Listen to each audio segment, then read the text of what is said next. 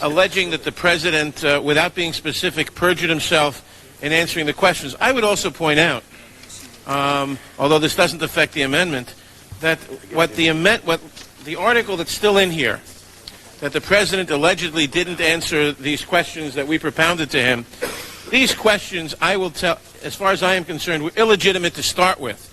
The president should have and would have been within his rights to tell us, I don't choose to answer, because they were an attempt to get the accused to condemn himself out of his own mouth. They were an attempt to shift the burden of proof from the accusers having to prove guilt to shift the burden of proof to the accused having to prove innocence.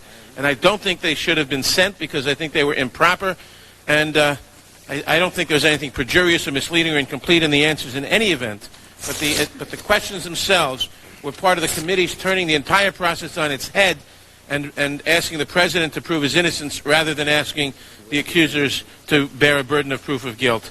With that, I again commend the gentleman for his amendment, which I support, for changing the absolutely indefensible to the not impeachment. The people of the United States of America have, by way of voting, a way by which to support their elected officials or deny their elected officials. They have the ability to re-elect them, to re-elect their party, to send a message through the ballot box. That's what we do in this democracy. Censure is not... I would remind my colleagues again to be fair and consistent. And finally, again, I'd like to compare this to Watergate. To me, the major difference is the fact that in Watergate there was a bipartisan agreement. It didn't start out bipartisan. When Mr. Rodino chaired the hearings, every Republican was opposed to impeaching the president, as was the American public. But as the facts came out, and as the fairness of the hearings became clear, Republicans and the American people came to a view that we ought to have impeachment. I would plead that we have not reached that here. And you can force it all you like, that's not going to happen. Violates his oath of office. Censure is not that remedy, in my opinion. I yield back my time.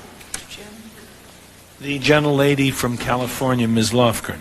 Thank you, Mr. Chairman. I have listened carefully this morning, frankly, with some incredulity at some of the comments being made, although no doubt sincerely made, that somehow if Congress expresses the opinion that the President has done the wrong thing and deserves our condemnation, that we will cause a terrible problem for the Constitution. And I find it hard to accept those assertions when we are moving forward on only the third impeachment articles in the history of the nation on a basis that at least almost half the committee feels is invalid and a clear majority of the country feels invalid, and we're moving forward on a partisan basis, and that will do damage to our country. I look at what a trial in the Senate will focus on the hearsay of a witness who had no first-hand knowledge. The gentlelady I would simply say, Mr. Chairman, tomorrow's headline should say the truth. We are voting to remove the president. Mr. Chairman, if I may finish in 30 seconds, in our hearts, we must ask, we must raise up our conscience and ask, are we prepared today to vote to remove the President of the United States of America? For no constitutional forbidding, if you will, takes that vote away from us today. And Mr. Coble, I know that we all are full of knots, but let it be, if you will, connecting, that you are not just voting to move something forward. You are voting to remove the President of the United States, and I hope to God that you are fully convinced that this president should be removed on these tawdry and what I consider gentlelady's time very really insignificant facts. The gentleman from South Carolina, Mr. Inglis. Thank you, Mr. Chairman. The gentlelady from... The effect of impeachment is to overturn the popular will of the voters. We must not overturn an election and remove a president from office, except to defend our system of government or our constitutional liberties against a dire threat. and we must not do so without an overwhelming consensus of the American people. There must never be a narrowly voted impeachment or an impeachment supported by one of our major political parties and opposed by the other. Such an impeachment will produce the divisiveness and bitterness in our politics for years to come, and will call into question the very legitimacy of our political institutions. The American people have heard the allegations against the president, and they overwhelmingly oppose impeaching him. They elected President Clinton. They still support him. We have no right to overturn the considered judgment of the American people. Mr. Speaker, the case against the president has not been made.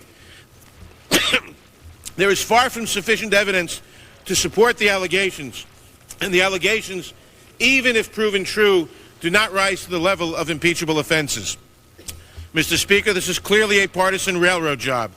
The same people who today tell us we must impeach the president for lying under oath, almost to a person voted last year to re-elect the speaker who had just admitted lying to Congress in an official proceeding. The American people are watching, and they will not forget. You may have the votes, you may have the muscle, but you do not have the legitimacy of a national consensus or of a constitutional imperative. This partisan coup d'etat will go down in infamy in the history of this nation.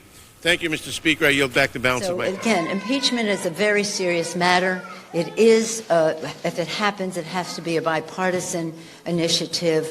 I don't think that we have the information to go to that place, and I discourage any discussion of impeachment. On the political side, I think it's a gift to the Republicans to talk about impeachment.